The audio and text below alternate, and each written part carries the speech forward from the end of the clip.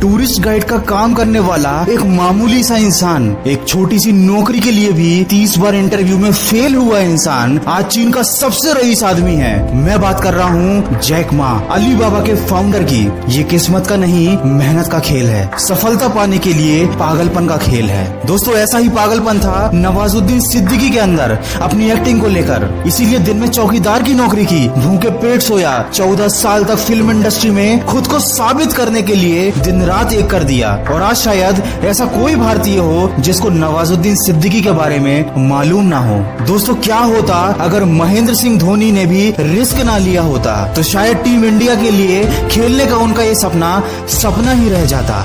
सरकारी नौकरी छोड़ने के फैसले को उस समय भी लोगों ने पागलपन ही बोला था। क्या होता अगर उस समय महेंद्र सिंह धोनी लोगों की बातों में आ जाते। दोस्तों, दुनिया में हर शोहरत के पीछे कई सालों की कड़ी मेहनत होती है। जब सारी दुनिया कहे कि हार मान लो और आपका दिल आपसे कहे कि एक बार और कोशिश करो, तो हमेशा अपने दिल की बात सुनना। एक लड़की जिसकी 18 साल की उम्र में बिना मर्जी के शादी कर दी गई थी। शादी के महज 2 साल बाद कार एक्सीडेंट में उसकी कमर के नीचे का पूरा हिस्सा खराब हो चुका था। वो कभी मां नहीं बन सकती थी। उसके पति ने भी एक्सीडेंट के बाद उसे छोड़ दिया, लेकिन कभी हार ना मानने का जज्बा और जीत के लिए पागलपन की वजह से आज उस लड़की को पाकिस्तान की आयरन लेडी कहा जाता है। मैं बात कर रहा हूँ मुनीबा मजारी की, जो आज संयुक्त राष्ट्र में पाकिस्तान की नेशनल एम्बेसडर है। दोस्तों, अगर इतिहास की बड़ी सफलताओं को लोगों ने अपने जुनून के दम पर हासिल कर लिया है, तो आज भी अगर आप कोई बड़ी सफलता हासिल करना चाहते हैं, तो उसके लिए आपको अपने अंदर का जुनून जगाना होगा,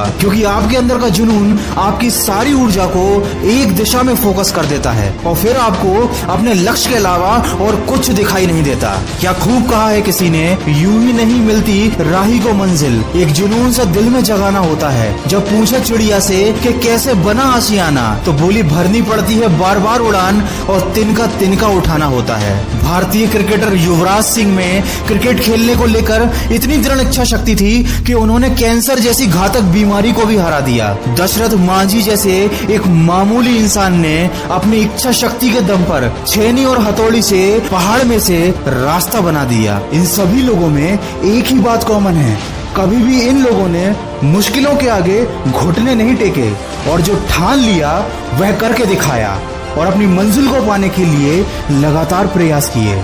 दोस्तों, प्रयास छोटा ही सही लेकिन लगातार होना चाहिए। जैसे कि बारिश की एक बूंद भले ही छोटी होती है, लेकिन उसका लगातार बरसना नदी का बहाव बन जाता है। अपने सपनों को साकार करने के लिए इतनी शिद्दत से मेहनत करो कि जो आज हंस रहे हैं तुम्हारे सपनों पर, कल वो तुमसे मिलने के सपने देखें। दोस्तों, जिंदगी में सफलता पाने के 3 नियम होते हैं: खुद से वादा, मेहनत ज्यादा और मजबूत इरादा। कभी नदी में गिरने से किसी की मौत नहीं होती, मौत तब होती है जब उसे तैरना नहीं आता। इसी तरह कोई भी परिस्थिति समस्या नहीं होती, वो समस्या तब बन जाती है जब हमें उस परिस्थिति से निपटना नहीं आता।